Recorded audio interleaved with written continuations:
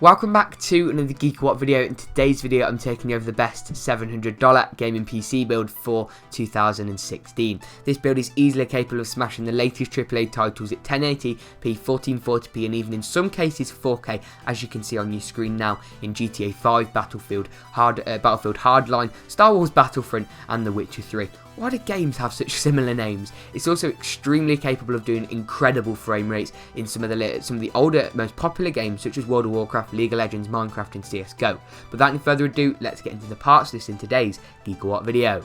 For the CPU, I went for the AMD FX 6300. It's a 6-core CPU clocked at 3.5 GHz. AMD did release a slightly newer version of this CPU, the 6350, but all that gains over this is a slightly higher clock speed, something you can replicate with overclocking for absolutely nothing anyway.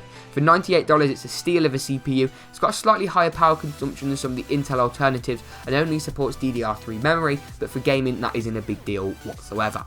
For the motherboard, I went for the MSI 760 GMA-P34 FX Micro ATX AM3 Plus motherboard. MSI, please sort your naming system out, just ridiculous. For $50, this motherboard has got PCI 3 x16 bandwidth expansion slots. It's also got SATA 3 6 gigabit per second and USB 3.0, so you can supplement those super fast transfer speeds on anything from external hard drives, internal hard drives and of course graphics cards. For the memory, I went for two 4GB DIMMs of Kingston HyperX Fury White. You can choose whatever colour you like. Red might be more preferred for this build. However, I went for white because it just happened to be a couple of bucks cheaper. However, this is also available in blue, black or red. So just sort of choose the colour you think matches best with this build in the parts list. It's DDR3-1600. It isn't DDR4 that you get with the slightly higher end Skylake architecture, but you don't need DDR4, not for gaming. It poses no significant advantages. 8GB is more than enough for gaming. If you'd like to see my comparison between 8 and 16GB, then click over to my channel and there's a comparison on there comparing the two for gaming. For storage, I went for the best storage configuration you can get without blowing the bank. I went for an SSD boot drive, so 120GB Kingston SSD Now V300 series SSD and the Seagate Barracuda 1TB hard drive.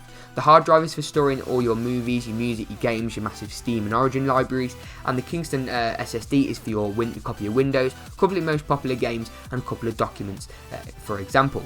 As with any storage medium, there is a chance of data loss, so I would recommend keeping things backed up, but if there's a few specific files that you never want to lose and at just a couple of gigabytes in size, then you can put them on both of these drives and give you less chance of actually losing them. For the video card, I went for the Asus GeForce GTX 970. It's a 4GB graphics card allowing those higher resolutions such as 1440p and 4K.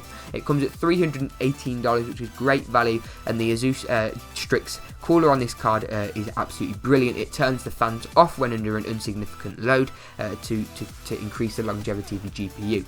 You also get Asus's STRIX software included with this card, I believe, as well, which is a very nice touch. And GeForce GTX 970, despite having only really 3.5GB of fast VRAM, is still better than an AMD alternative for this price range.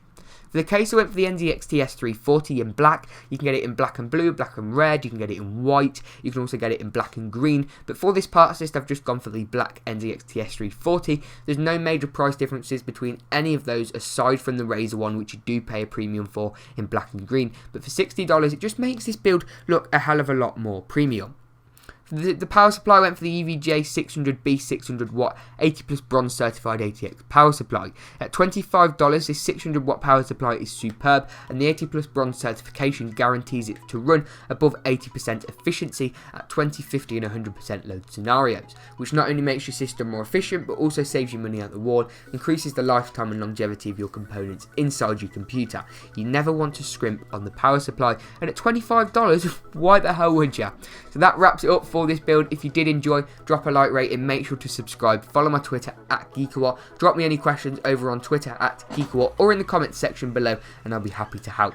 Hope you enjoyed this GeekWhat video and will as always see you in the next GeekWhat video.